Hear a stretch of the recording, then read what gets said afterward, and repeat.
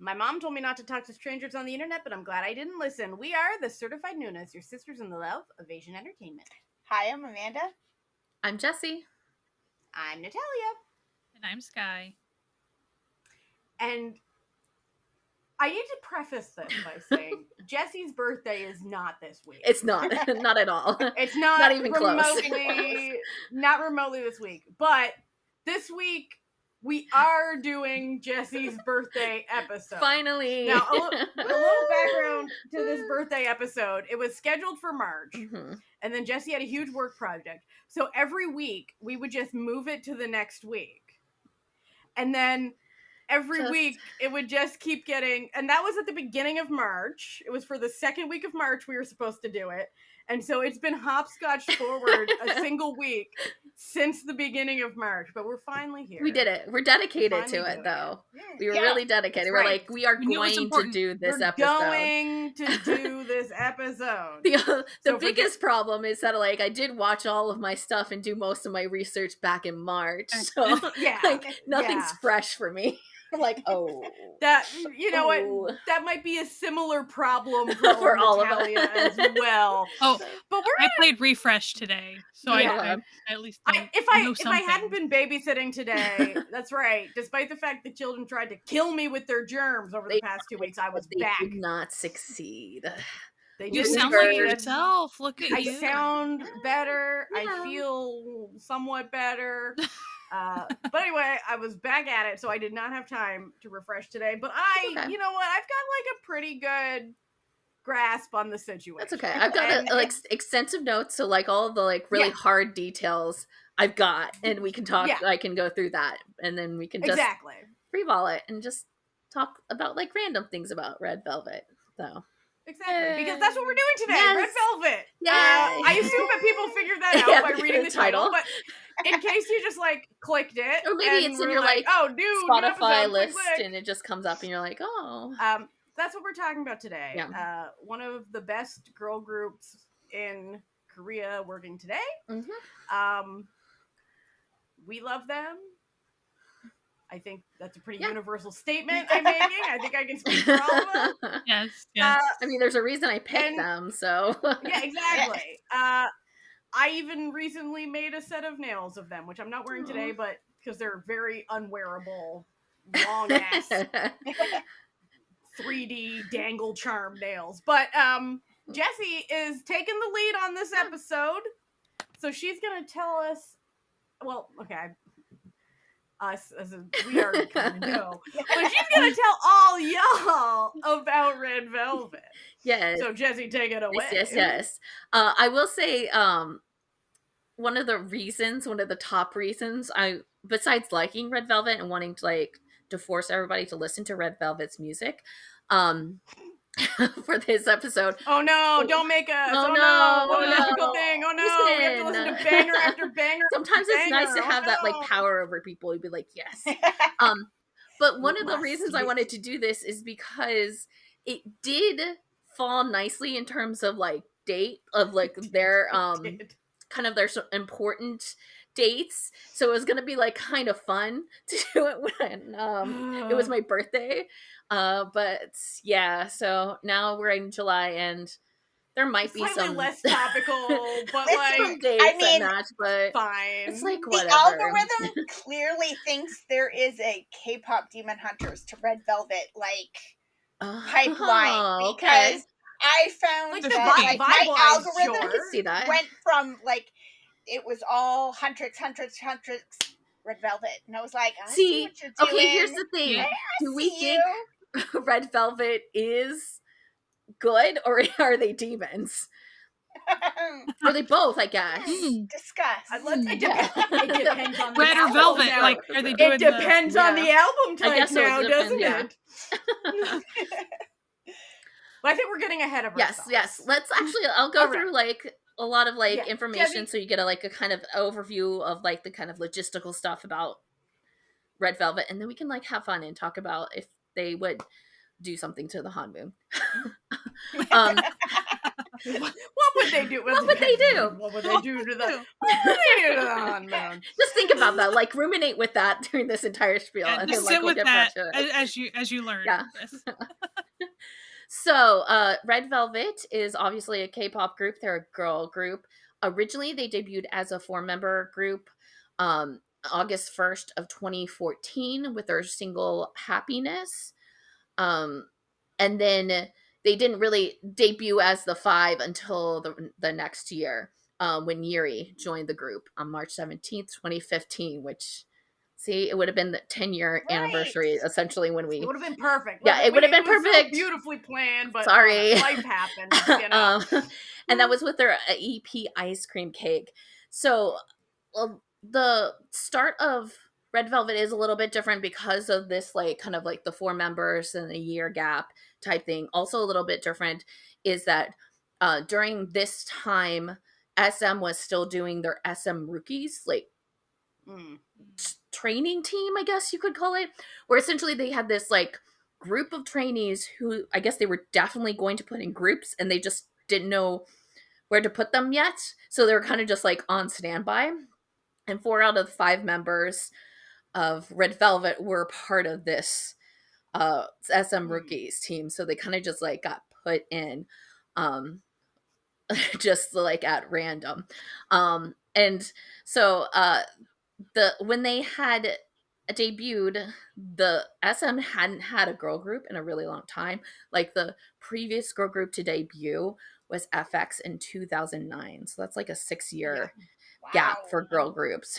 But patriarchy, misogyny. Patriarchy, it's so stupid. We always talk about like how stupid this is because like apparently patriarchy doesn't want money because boy did they start off really great. They fucking loved Red Velvet, even as a 4-member group. With Happiness, it became the second most K-pop music video worldwide during that year. They also became the first girl group to debut on Billboard World Digital Songs chart, and it peaked at 4. And they ended up winning Rookie of the Year at the Golden Disc Awards and Soul Music Awards. So like even as a 4-member group, they like started off big. And when Yuri joined the group in 2015 with Ice Cream Cake, that also just like skyrocketed them. It's kind of what made them really kind of their commercial breakthrough. It also gave them their first music show win on March 27th on Music Bank. And it also was a best-selling album for a girl group in the first half of 2015 on Honto charts. Now, I did just like go on a little journey to try to figure out why specifically Yuri was brought in to this lineup, like when she was, because I was like, there's got to be someone who has rumors about it or something like that. So I did a lot of like digging. Nobody knows for sure why, because Yuri was part of the SM Rookies lineup. So she was already there. She was already going to be put into a K-pop group. She is the youngest member of the group. I think she was like 15 when she debuted in the group. But like she still was there, and on top of it, she was doing stuff with this SM Rookies group. Like they were performing at concerts. She is in the very first part of the Happiness music video too. So like everybody's like, why isn't she here? Some of the like reasons that like I saw around the web on like what potentially why it was like a year. A lot of people think that like maybe she just needed another year of training.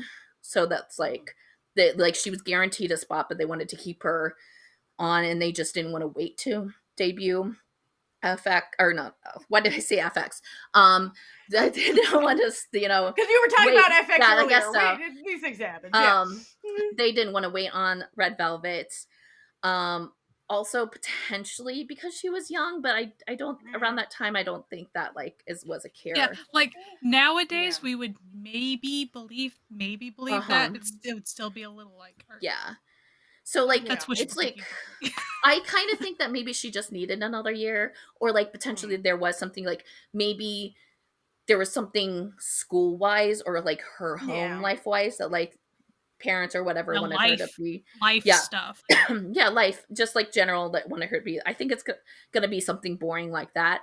But my theory is tied to something that, like, if you know Red Velvet lore, you know that there's this ongoing, like, myth with the group where they always have comebacks when major things happen. So, like, they're always used as distractions to, like, whatever's going on in the world, like, mostly in K-pop world. And there are a lot of people who theorize that she came into this group at this moment because of that, like, as a PR thing to, like, kind of like make people distract people, because around that time Jessica was leaving Girls' Generation and the Chinese line for EXO was dissolving. So there's two major SM things happening at that time. So they're like, oh, look, a new something big. Shiny. Look over here.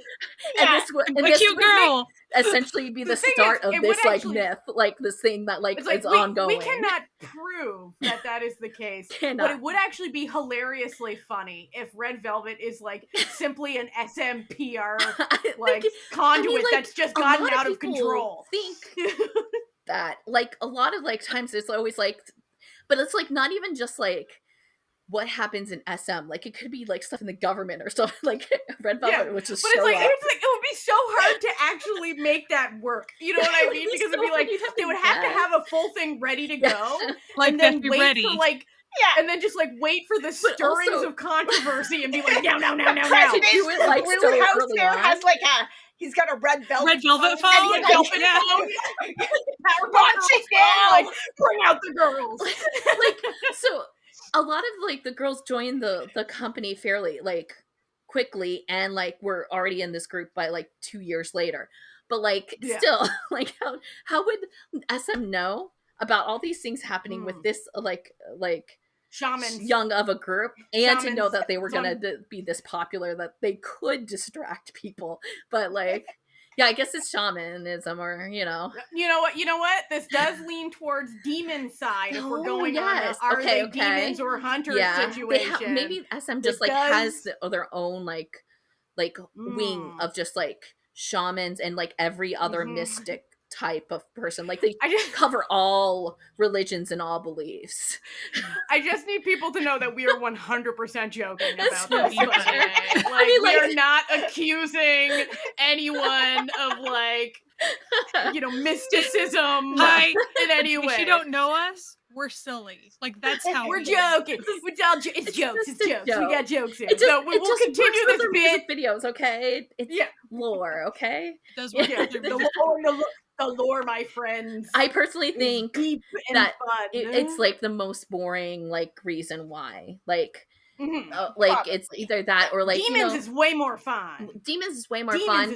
But it might be just, like, that, like, Yuri, like, the next girl group that they had planned, it would be weird, like, if Yuri was there and they were like, we need a fifth person, maybe because of dance formations or harmonies, better with the center. I think it's gonna be the most boring, but we can pretend demons are the cause of everything, because that's more fun. And we like more fun, topical. It has more, like, distance as a bit. Yes, it does. I could see it being something like they were like 4 is too much like FX, and then people are asking us why we didn't just bring FX back. If it's 5, it's totally different. Like, it's a totally new thing. And you're like, despite the fact that their music and vibe and everything is completely different, people would ask us why it's exactly the same. And you know what? That is actually, like, people would. Because especially when you haven't debuted any other girl groups in that time frame, right? Like.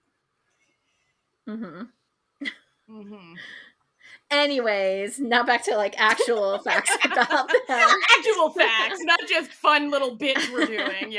Also, in 2015, they released the album Red, and it debuted on #1 on Billboard World Albums chart and on the Gaon album chart.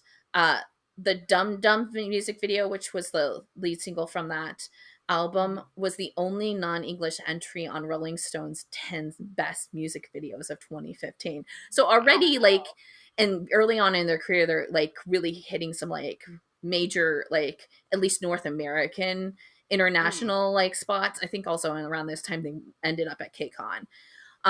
So they continued to make a steady climb with releases, and in 2018 they debuted in Japan with their hashtag Cookie Jar EP that coincided with a Japanese concert tour. Also notably in 2018, Red Velvet did something that not a lot of people do. They performed in North Korea. They were part of a concert. So it wasn't just them, but the videos of that were some of the funniest things they you've were ever seen. Specifically chosen by people on the North Korean side. So it wasn't just like SM was like, pick them. They like were like, specifically like fans of them. Yeah, they were performing their usual like bit, dressed a bit more conservatively than normal. Yeah. And then the video would cut to the audience. And when I tell you, not a single emotion was being shown on any of those viewers' faces. There's a thing. They were all sitting like statues. I can't remember which of the songs. Maybe it was Russian Roulette. They like took out the gun parts and everything, but Seulgi like got nervous and forgot, and she did finger guns. Because they were supposed to do like finger hearts or something, you know? Yeah. And she like nervous and still did it. It was just some of the goofiest shit. Yeah. Because like they're doing a great job performing. They're just doing and like normally they would then cut to an audience like, you know, like grooving along and having a good time. But just the most stone-faced, unmoving, staring straight ahead, like, damn, y'all.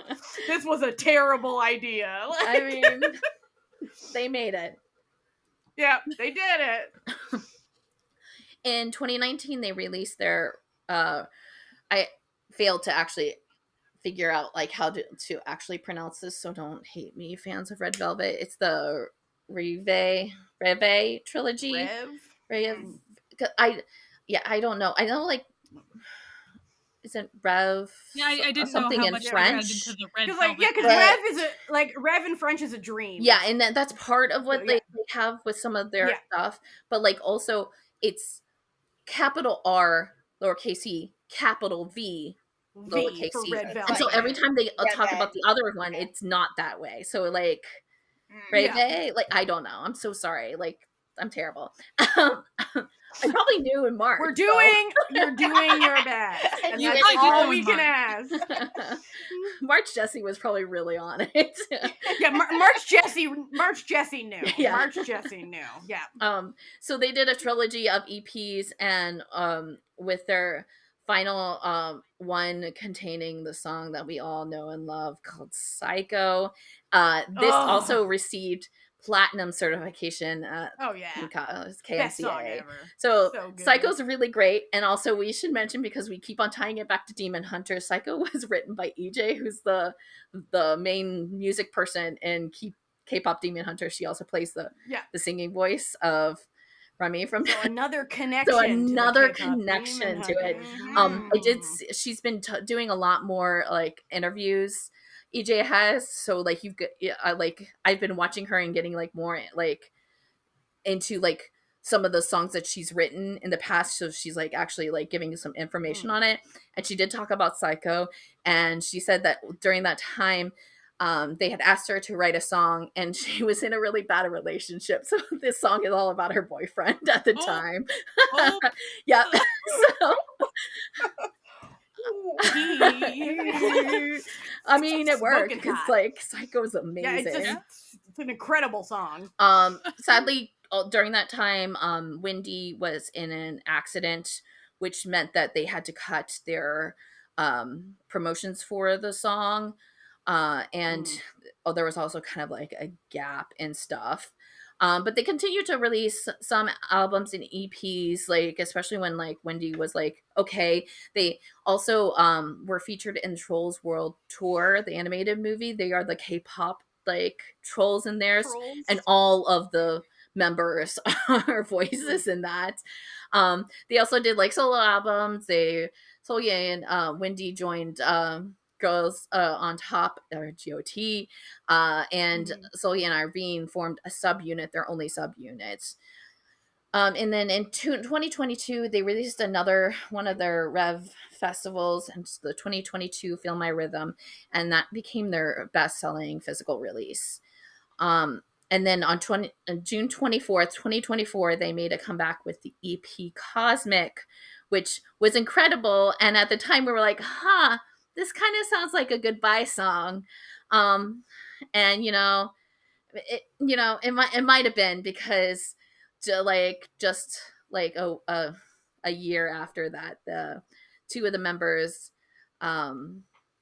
Wendy and Yuri, decided to not renew their contracts with SM, stating that they will still be with the group, but they're doing kind of solo work. But the group has been performing at festivals consistently since then, and it's only been the 3 of them, not the 5 of them. So I don't know what that means for the future. I'm sure that like actual fans of the group that like follow them really religiously and know like the girls like personalities and stuff might have a better take on that.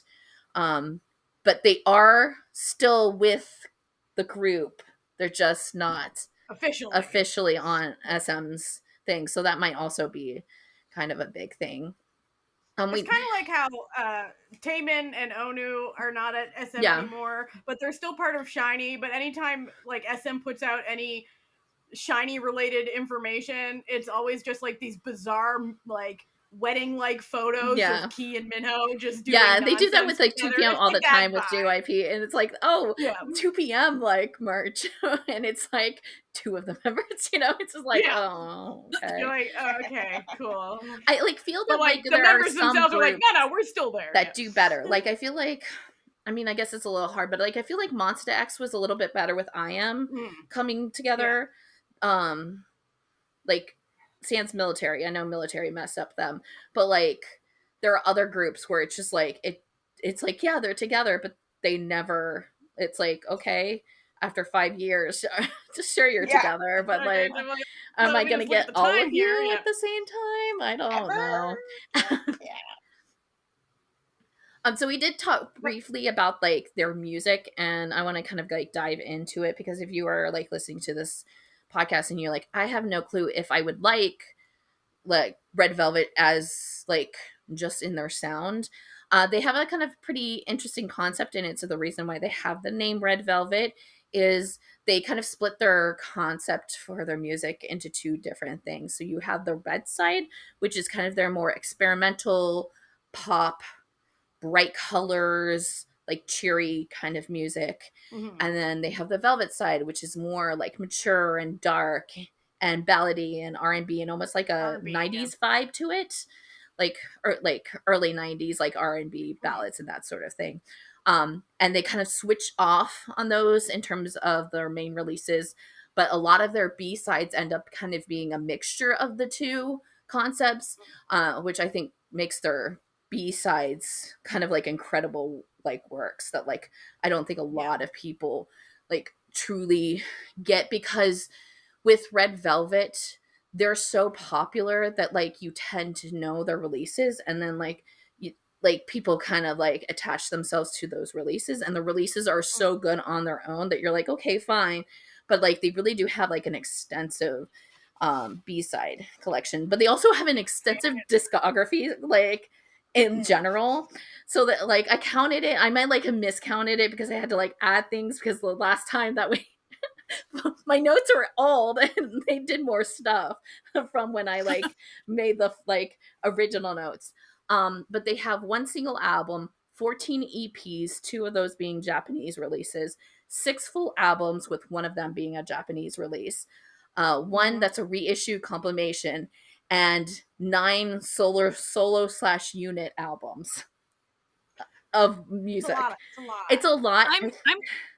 I'm kind of shocked there weren't more Japanese releases. I was shocked too. I thought they would do like more, especially because they like early on they were like getting pretty popular in Japan, and I think they, before they like officially debuted in Japan with like their actual release, they were doing some of their songs in Japanese.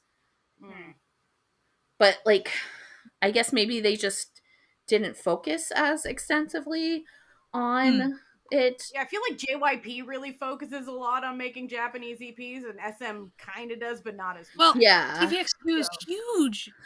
Yeah, you would think. I don't know. Maybe it's the girl thing again. I don't know.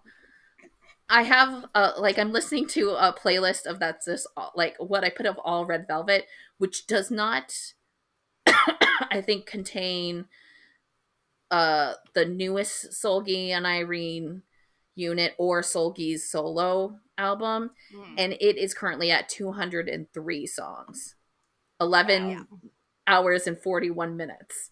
So that's how much you're dealing with music for Red Velvet. There's a ton out there, and like I mean they were constantly coming back like a lot of time with their releases. I mean they were doing multiple releases for a really long time, and they just continue to be like continuously popular with every release.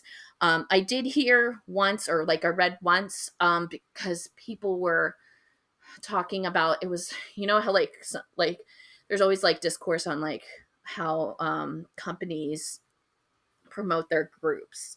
Yeah. And so they were talking about like how Red Velvet is not promoted the way that like other groups are promoted, which I don't know like if that's like true really, because I don't really follow SM groups in that way. Like I don't follow really a lot of their like comebacks or anything, but I did hear like I read that like their like Red Velvet is different in that they make so much money in their releases they don't even have to promote. They're just going to make them guaranteed money.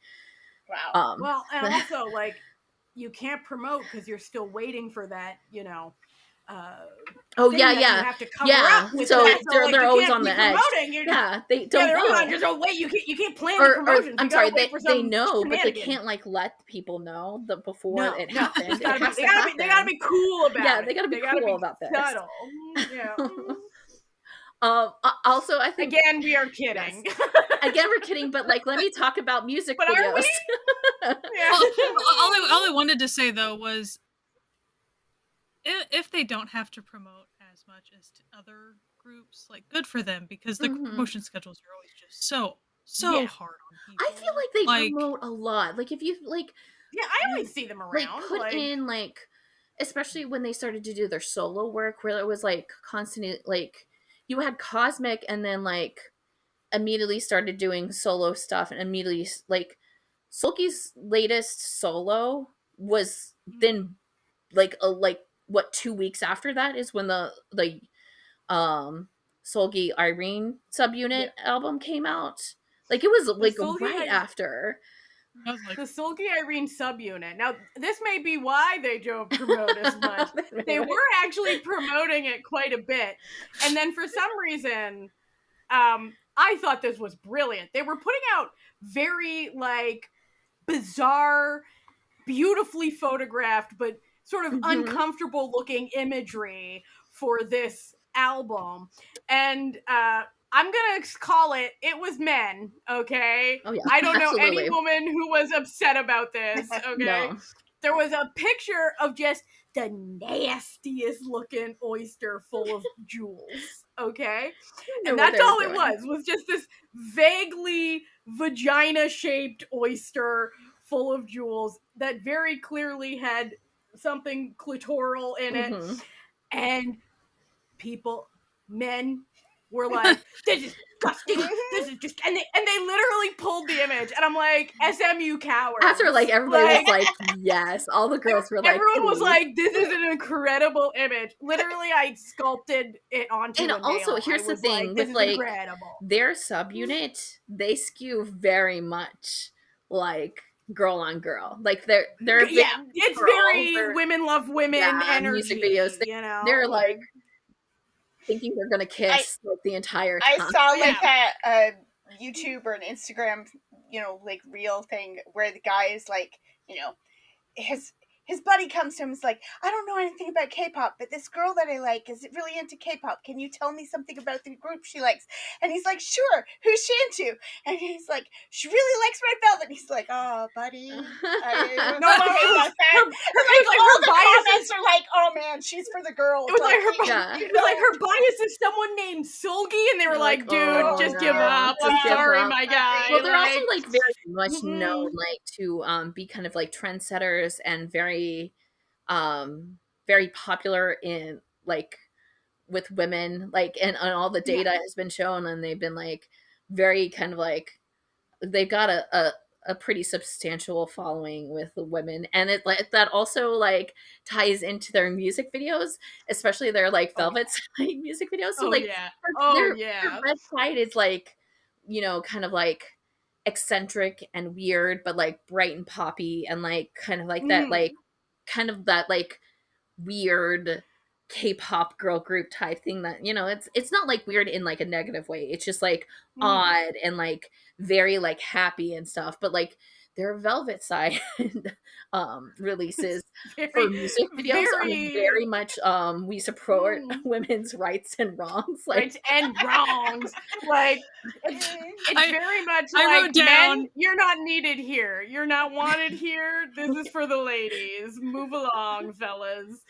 I wrote down about their two different you know, conceptual sides. I said, we're gonna kill you. So that's the Velvet Side with fun, and that's the red side.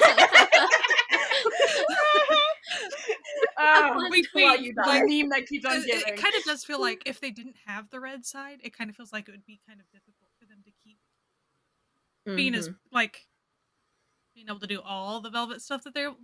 But since they have the other side, it's like the balance. Quite as mad if they keep being super cute, like over here.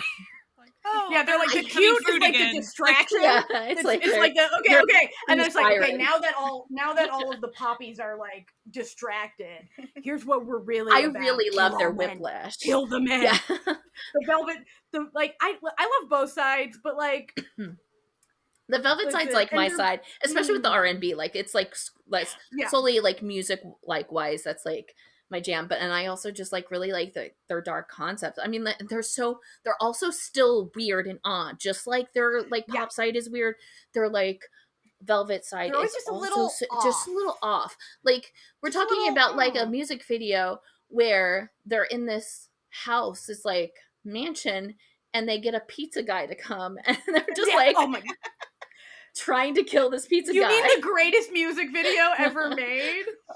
Where they're literally serial killers, like stringing along these pizza men in part of their death games? Like, hell yeah, brother. That was my hell yeah. And they're like sequin dresses, and they're just like peek. And they're like these cute little like plaid skirts and stuff, and then suddenly it's just like, nah. Or they're like the one part where he's like trying to call for help, and you see the like wanted sign or like the missing signs of like all the other of like all these pizza boys. Guys. I was watching the React to the K, like them reacting to that video, and the one girl's like, listen, I support you girls, but not the pizza man. The pizza man brings you food. Hey, listen, we don't know what that pizza man did. Yeah, we don't know. Maybe they're trying to find him. Them. Yeah, I trust them. I mean, I guess they know what they're about. He kind of lives in that one, so maybe he's the good one. Like they live. Well, does he? I don't know. Does he? You know, maybe. It was fun looking through all the music videos for this episode because it ended up having me watch a few of them that I hadn't seen. And so, of course, like I had known, okay, yeah, these are kind of the homicidal ones. Like, okay, got it. And then I got to Birthday, and I was like, oh. I didn't know we had Violent Candyland. Okay. It's just so good. It's got it all, you know? They really do have something for everyone. Visually and musically. It's got it all.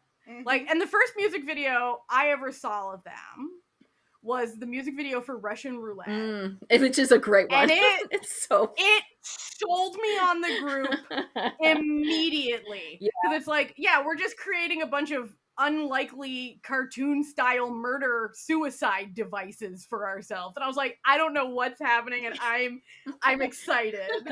All right, ladies. Well, that was like my first introduction to Red Velvet was Russian Roulette. And I was like, you're like, oh, sold. Okay. Done. I will say that happiness and ice cream cake are definitely like the outliers in those. They really kind of start to get like super weird once they hit Dum Dum and on. But like Ice Cream Cake was my first introduction to Red Velvet, especially with their like music videos, because I watched it like fairly early on because I had heard people talking about it because of Yuri coming in, and people were specifically talking about it because she was so young. And they had did a release of a cover of an SES song for their Happiness comeback that was a little bit more like, it was a ballad, but they were dancing on chairs, and it was like much more seductive and much more grown. So I think people were really like, she's like 15, how are you doing this? And it's still weird in the like poppy weird. There's a big cat, there's like a ball that keeps on bouncing, and they have their like, but it's not sexually weird, but it's also not like women's right and women's wrongs weird either. No, they haven't figured out the winning combination yet. But then they really did very quickly figure out the winning combination is, what if we just killed him? Yeah. That's like that's the I do like the like kind of like evolution of it. It was like Happiness is this like kind of like jungle theme or like whatever. And then you get into like Ice Cream Cake, and it's a little bit different because there's the odd really big like cat, but that's like very big in Asian stuff. It's a little weird. Like it's also a little weird because they're at this like abandoned, very clearly in the US gas station. Like things are weird. You're just like they're like kind of like just dancing in the desert.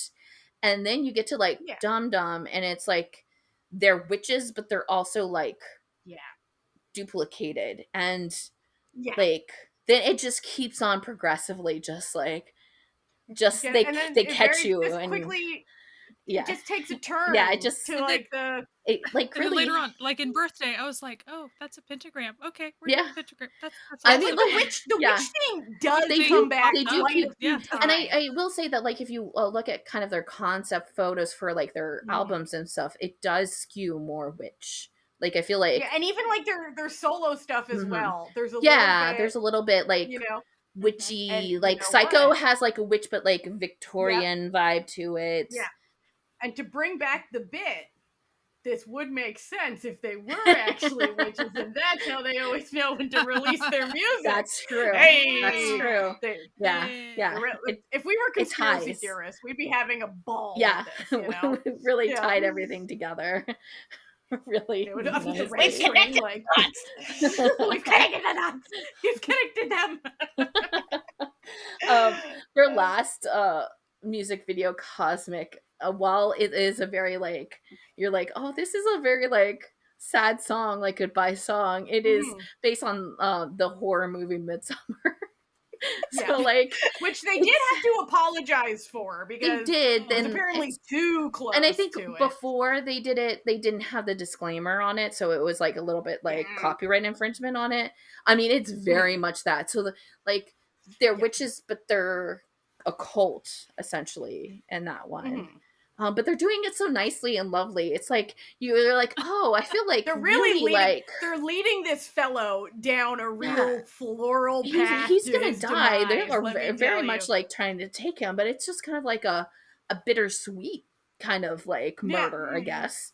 Like it had sort of like a fae vibe. Like he's being entranced by like the fae to like. I feel that Red Velvet may also be like showing us that like everything is a witch. So like faes are witches. Yeah, we're all witches, baby. Serial killers, witches. Robots, witches. Witches. Some sort of like vaguely lesbianic power play, witches. It's all witches. Monsters, at the end witches. of it, like witches. Like even from from early on, like in Russian roulette, they were trying to die, but they couldn't die. You know why they couldn't die? Witches. Yeah, witches. I really think like if you like those concepts from Red Velvet, you should just check out Dreamcatcher, and if you like Dreamcatcher, you should just check out Red Velvet. Like it's a vice versa type conceptual. I think so too, especially their B-sides, like Dreamcatcher's B-sides and Red Velvet's B-sides. Like I think if you like one, you're gonna like the other. I feel like the enjoyment circle of Venn diagram is just a circle. Yeah. Like the two Venn diagrams, they're just that feels right. Circle, you know? Yeah, it really does. Dreamcatcher doesn't quite give you the avant-garde, super hyper weird that you get sometimes with Yeah, like Dreamcatcher, it's like we're in a horror. Yeah, Dreamcatcher really leans into the dream situation. Yeah, like they're in a nightmare. Yeah. And then Red Velvet's like, maybe we're the ones causing. Yeah, maybe we are the nightmare. Which is maybe we are the problem. We're the problem. Do we care? Are we the problem? No. I like being the problem. I really like it. I like being here in this problem land that I've created. Now, but the solo work, so good. Incredible. Yeah. Incredible work. Yeah. My question for y'all is, do each of you have a favorite member? Yes. Do you have a bias? And I definitely have a bias in Red Velvet, and a reason why she's my bias. Okay, tell us. I'm just curious. Yeah. It's Irene. Okay. I love Irene. Yeah. Okay. Yeah. And the reason is because you've never met a woman who hates men more. Yeah. In real life. Like, if she's smiling next to a man, you know that guy's probably okay. Because she does not smile or interact with men against her. Like, every interaction she seems to have with men appears to be against her will. And the only, she's had 2 scandals, and both of them are the dumbest shit you've ever heard. One was all these men who were upset because she was reading a feminist book. Boo, get a life, man. Boo, she doesn't like you. No. Okay? And the other one is she was accused of being mean once. And I'm like, yeah. I would be too if I was her. I would be too if I was a K-pop idol, especially because I would be mean as hell. Was it bad for her if she was mean to staff? Yes, but it's not the end of the world mean. No, and also we don't know the context. We don't know the context. She could have been having just a shitty day. She probably only had 2 hours of sleep and 10 calories. I would be pissed off. That'd make me pretty pissy too. I'd be a little. I'd be so pissed off mean as well. to everyone. Also, she might be psychic. There is instances. There's a very famous one of her sitting on a set and then suddenly just turning and putting her hand out, and then a painting falls and she catches it. And everybody's like, "Ooh, she's the best." I love Irene. She's also not young. That's good. She's she's a I get it. She would be considered ancient by K-pop debut girl group standards, but there you go. I love her. I just love her. See, I really like Seolgi. I think her vibe is just she's so cool, but she's also super weird. She's just weird in a different way. I don't know how to pinpoint it. I think she's just she seems like a lot of fun too. She kind of doesn't take herself seriously, and she will just kind of do whatever she wants. And I also really like her voice. I do also like Irene's voice. She's very talented as well. But I like all their voices, but I'm just saying. Yeah. There's, I think Joy's probably mine just because, I came into K-pop through K-drama. Yeah. So with most of the groups that I don't have, they aren't my core groups. Usually my favorite, the way I get introduced to them is because I watched them in something. I think I saw Joy in The Liar and His Lover first, and then Tempted. So I like Tempted. That was a funny show. It was fun. Yeah. So I saw her in those things. So then when I started to watch, get into K-pop and stuff and watch Red Velvet things, she was the one that was standing out to me because I was oh, I know her. I recognize that person, right? So that's probably, she's just always caught my eye because I always recognize. Yeah. No. I think I'd have to pick Wendy because I just like her vibe. She seems really good. And everyone just always loves her to bits. So also her solo stuff, her voice. Yes, she has an incredible voice. She's I think I really the time that Wendy got injured, that big accident. Oh, I think so that she was going to be performing with Anu. Like, I think I really was paying close attention at the time to that like award show that they were like they were gonna have a duet or something. Like, I knew that night was gonna like, and then she was really injured, and I felt awful for her. Yeah, it was a huge long recovery. Really awful. Yeah, absolutely. And so I was actually surprised that it was such a bad accident that I was surprised that she re-entered entertainment so quickly again, because it was critical for a while. So yeah it was. And she has come back and done all types of stuff since then. Yeah. So amazing. But wow. And since we talked about go ahead. I was just gonna say, I find it funny. I feel like our biases say a lot about us as people. They probably do, yeah. Really tells you a lot about us as people, as to like we all are witches. we could be, but I just feel like the reasons we have why we like, them, it's just like, oh, yeah, this makes sense. This makes sense. This makes sense. Since we were talking about the members, I'm gonna go through and kind of give a little bit more detail on some of the members and their positions and stuff. So we talked about Irene, Natalia's favorite. She's the leader of the group because she is the oldest of the members. She is the main rapper, lead dancer, sub vocalist, visual, and center. She has the most on her plate. She's got a lot going on. Okay. She joined SM in 2009, just through general auditions. She was a host on Music Bank, and it's like pretty popular because I know we kind of we joked around. She was with Park Bo-gum during her Music Bank thing, and they became the it couple during that thing. And so, despite her like lack of liking males, they are considered one of the best partnerships on the show. And like, still to this you can day, tell that he's a good dude. They're you can tell he's a good dude. They won a lot of like awards and stuff, like kind of like fun awards about their partnership.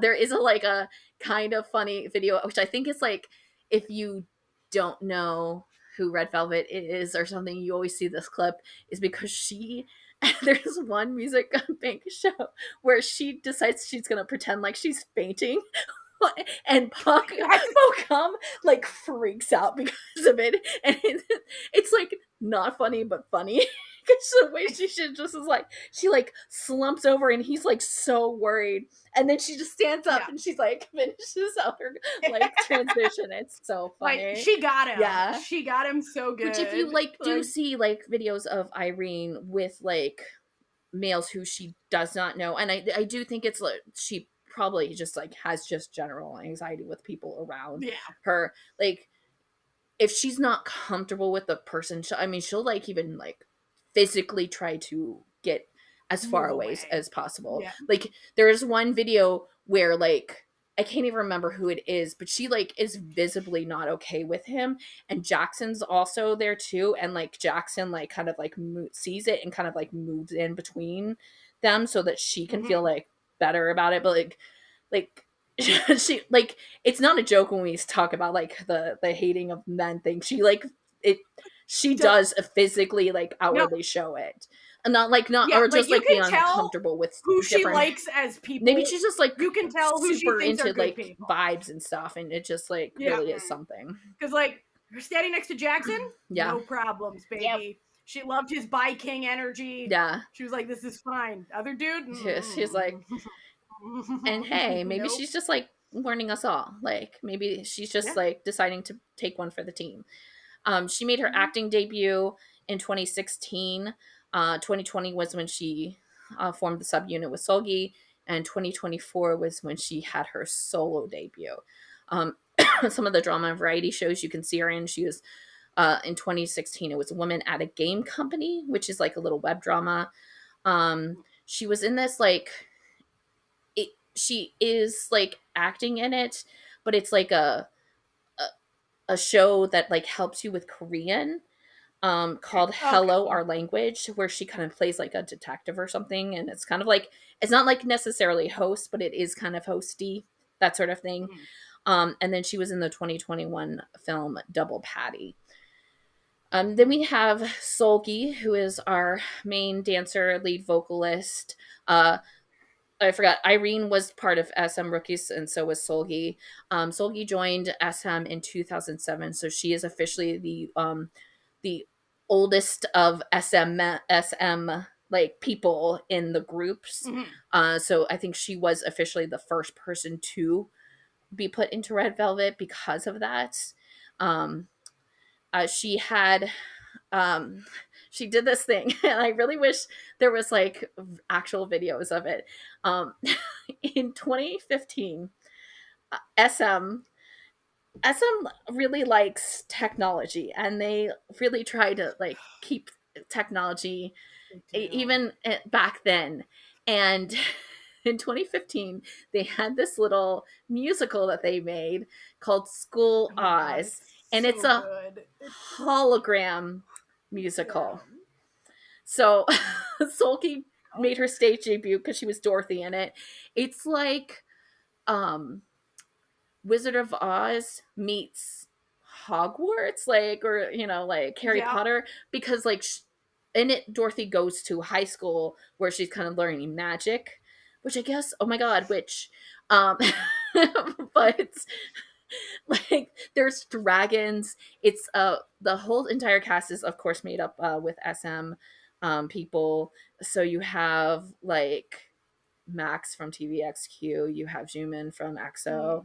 It's made up of like some music that was made for the show and others that are like reworked of the like members like songs. Like I Got a Boy is in there, like, so you see like members of FX, you see like Girls' Generation. Really good, yeah, though. You can find the music out there, like it's out there. Yeah, and it's on Spotify. And there SM does have like an official music video with at least one of the songs, and there are like clips you can see around to kind of get a feel of what's meant by holograms. But these a lot of holograms, like if they're like using a sword, the like shine of the sword and stuff is a hologram, the dragon's a hologram. Sometimes like when they show things, like if they're like trying to switch from them doing something on stage to another thing, they'll use a hologram.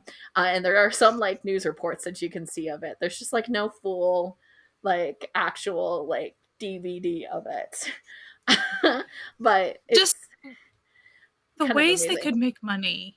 Yeah. Right?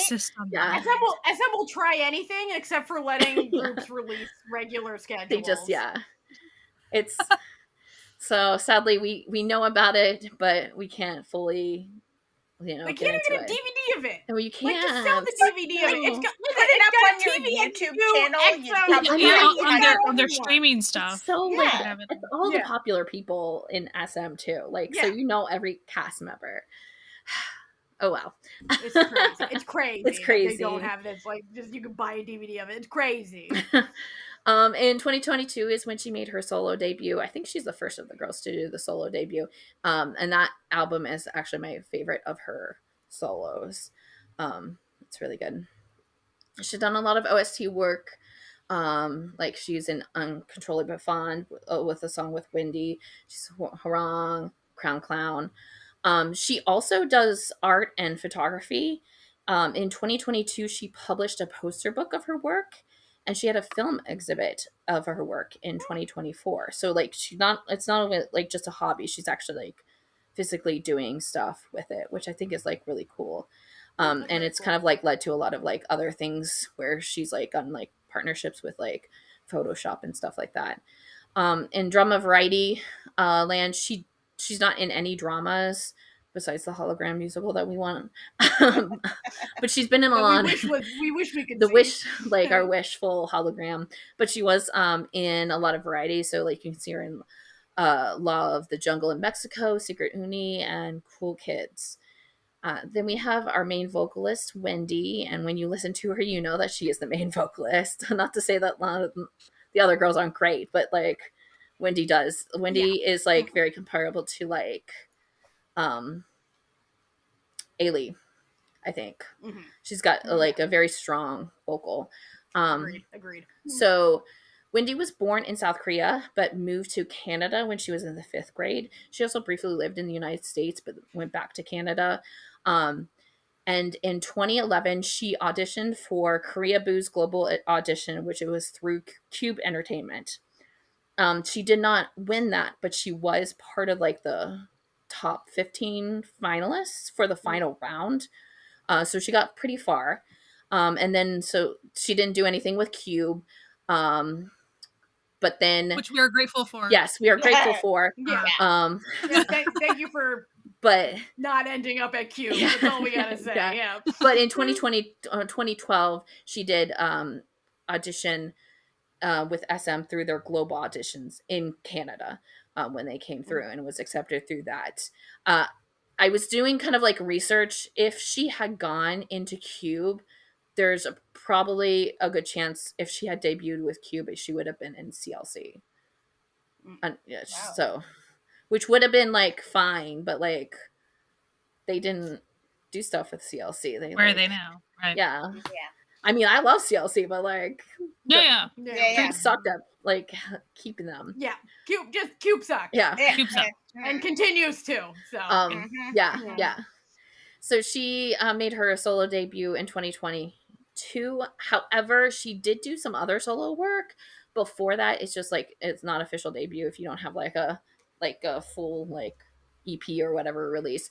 She actually had some solo work before when she was still a SM rookie, and she's done a lot of like Christmas stuff.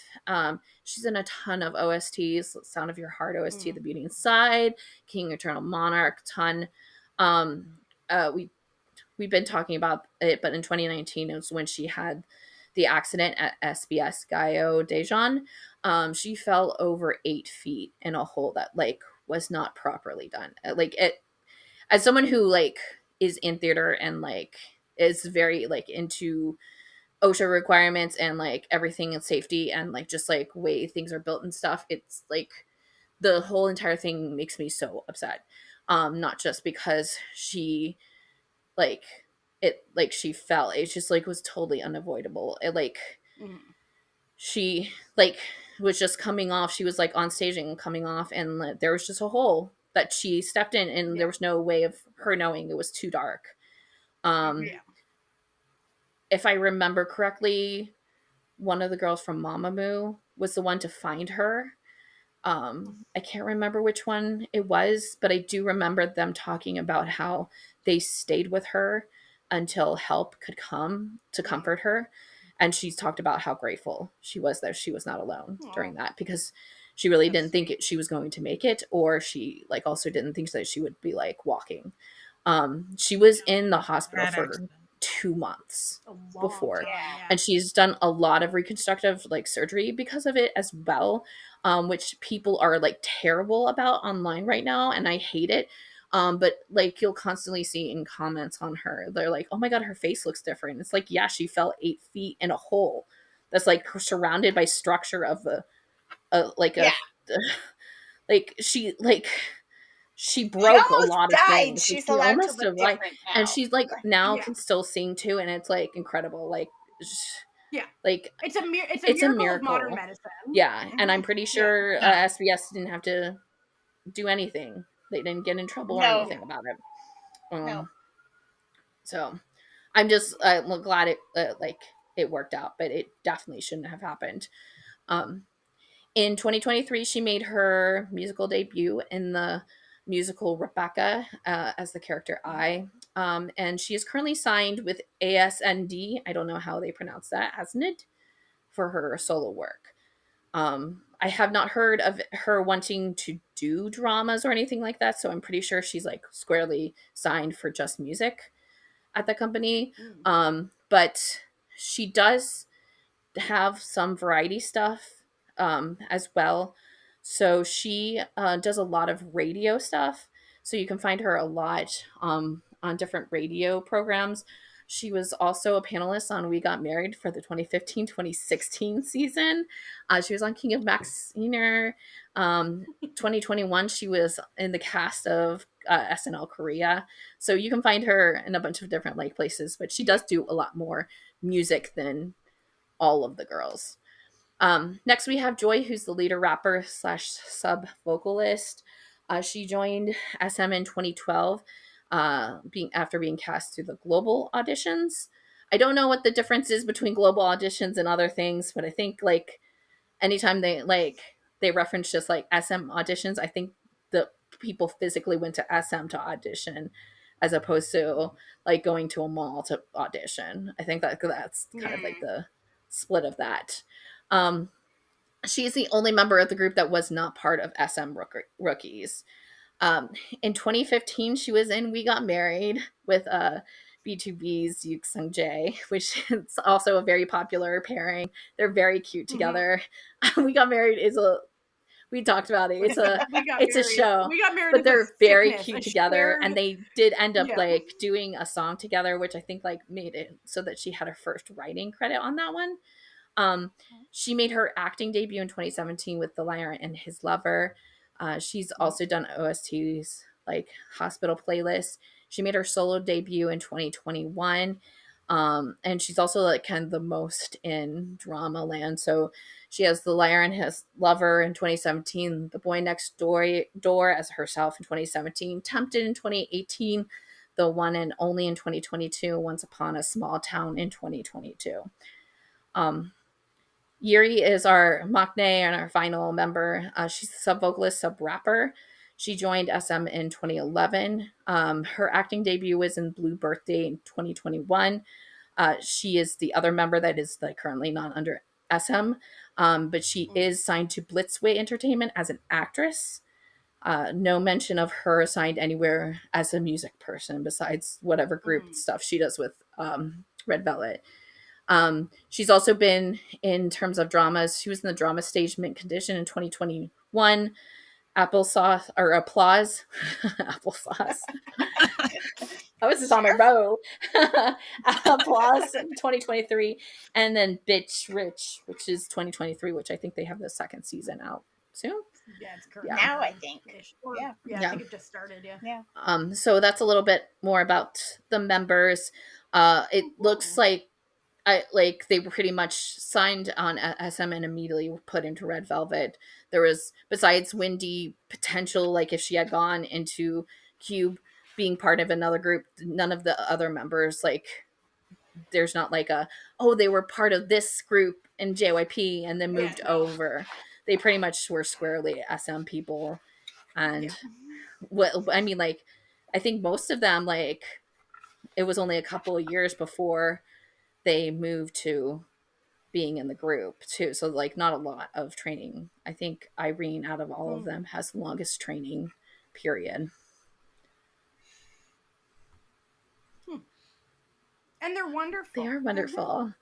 There's a lot. And people should listen to them. There's a and lot. Watch their shows. There's a lot of like to listen to. They're in a ton of other variety shows. Like I didn't even go in everything. They're in like one-off episodes on like every variety show. They have their own like YouTube variety shows. They've been in tons of Running Man. They've been After School Club, the Emugent Service. They've been on Knowing Brothers, Killing Voice. Like I think that Joy was on it was like a basketball show where a lot of like famous people were on. Chanwoo was in it. It was a whole thing. And she was like the manager of the team, and she was in every episode. They really liked her. She was cute. Yeah, I mean, like they're all over the place. There's a little something for everyone in there. There's a like. I know we say this about every musical. Well, maybe not every musical group, but like a lot of musical groups. But like we mean it. There's a little something for everyone in here. They also actually just today, when I was babysitting, Irene Sulgi's Monster came on the shuffle, and the little 8-year-old I babysit came up and like looked at like my tablet with the Spotify and like really like leaned in and stared at it and then said, "This is a really good song," and then walked away. I was like, you're right. Listen, you're accurate. You know. My daughter's not into like K-pop at all, but like sometimes something comes across and for her, I think probably the first ever K-pop song I ever heard her like playing for herself was Peekaboo, Red Velvet. Like, and it'll still come across her playlist once in a while. She's like, "Oh yeah." They're just a lot of fun. I mean, they're just like all their music videos are a lot of fun. They also like, you know how like groups always have like representatives of animals to everything. Like Red Velvet is like, they're so extra, they can't just be that. So like basically every comeback they have a representation. So like one comeback it's like representations of like colors, and others it's like animals, and others it's weapons, and then drinks. And so like they have like so many if we go back to the bit for a second, that's because that's their current familiar that they need for their spell casting. Because they're witches. They are. It all comes back. It all comes back to full circle, baby. It's a good bit. Yeah. They're great. You should check them out if you like. I'm assuming that most people listening to us, like the ones probably who are just like the drum people, maybe aren't familiar. That's true, though. You should go check them out. Because I think like a lot of our drama only watching audience knows, you know, like probably Joy or something, and doesn't realize it, and then doesn't know that they're on, or like, I mean, like they've obviously like have been on the top like dramas for their OST work, so like they probably know who Solgi is, but like didn't realize that Solgi was the one singing that song that you see all the time in the background. Right. So and also for a long time when I was starting to get into K-pop, and the little bit I ran across Red Velvet at that moment, I mostly saw the red concept side. Quite see the Velvet concept side. So then later on I was like, oh, I couldn't tell that it was the same group because I wasn't paying close enough attention. Because it was like kind of a sideline thing. And then I was like, that's the same group. Because usually people stick to very much one side. They might have an evolution, but it's like over a long period of time. It's not every other album. Yeah, absolutely. Flip-flop. So once I finally figured that, I was like, oh. And so I think that some people, if they only know Dum Dum or something that's maybe a little too like for them. Red Flavor or whatever. Psycho? Yeah. Have you seen Psycho or Peekaboo? Have you? Yeah. Just putting that out there. Or listen to their solo work. Their solo work is pretty like different than the subunit of like Tilt. Go look at Tilt. Go look at Naughty and the choreography they're in. And to like pull it in to like the new people who have just gotten into K-pop because they watch K-pop Demon Hunters and are now like really excited about checking out something. This is your best entry from that in girl group. I think so. I would say. Yeah. It's got the vibe, you know? And they just have so much. I know we keep joking about the witch thing, but I mean, but like really, they do legitimately try to have some sort of witch theme to them. It's a concentrated thing. Like the style of vocals, like if you are into specifically the songs in K-pop Demon Hunters, I would think like checking out the variety that Red Velvet has, like you're probably gonna like at least some of it. Find something you like. Absolutely. Yeah. And I personally with that, think they wouldn't be the demons. I think that they would be the. Well, listen, I don't think they're either. I think they're a secret third thing for the sequel. I think they're here for the women. Listen, they may like, not be. We have to help the demon hunters. Like, listen, they're not pro-demon, but they're not anti-demon. You know what I mean? They use the demons as they need to for their own sinister try to convert back all of the female demons and then not care about any of the male demons. The men. Yeah. They would, or instead of like converting them back, would just be like, why don't you join us to revolt against your male overlord? I just feel that like they're kind of a little bit more like, it's not that they're evil, they just do what they want, so they might be a little bit more like a Hanmu that has holes in it where you can come and get the like abusive men. You can take those ones, you know. They're gonna be a little bit more like, come snag those. If I do this, you're gonna have to do this, or like I'm just gonna have to like figure out why it benefits me the greatest, and like we all should be that way. I think in like the alignment chart, they would be chaotic neutral. You know, like you don't really know what they're gonna do, but like they don't really care about good and evil. It's like, what can you do for me now? You know, like how does this work in the grand scheme of Red Velvet? And they'll just keep you and guessing. they will the entire sound time. good and look good doing it. Yeah, they will. Exactly. That will be the guarantee. And they will not be taking any shit. No, not at all. And they're witches. Yeah. They might be witches. So, we just, Maybe they don't do anything because they just know, because they can look at the future and they're just waiting. They're like, they just know. do I have to do my comeback now? Is it time? No. The rune stones haven't aligned yet. Like, I've been going through my, my charts. There's a scandal coming. Don't worry. We gotta hold. This scandal is not worth me, like, spending my weeks, like, learning new music and dances. But the next I really picture them like in K-pop Demon Hunters, where Rumi's like sitting there with the, like she's got it just ready to launch, and it's like, go, like, yeah. So with that, we wish Jessie the most belated birthday in the history of the Noonas. Happy birthday! And we hope y'all enjoyed hanging out while we chatted about how much we love a bunch of man-murdering witches who are also K-pop performers, Again, we are kidding. Or? Who knows? Anyway, thank you for hanging out with us. You can find us wherever podcasts can be listened to, as well as in video on YouTube, which if you're there, do the like, subscribe, leave a comment thing that YouTube requires. And if you want, time codes, links, and also you can listen to it there. You can always go to our website, certifiednoonas.com, where every single episode has a blog post with all of the pertinent information on it. And if you want to support this podcast, you can go to patreon.com/certifiednoonas to join the Certified Found family. They're a found family on the web. We love them. We think they're great. We put little mini episodes. We just put up a little mini episode this past little while. Real spicy one. And we have movie night, and we do this, just fun little things. And we love our found family, like genuinely finger hearts to all y'all.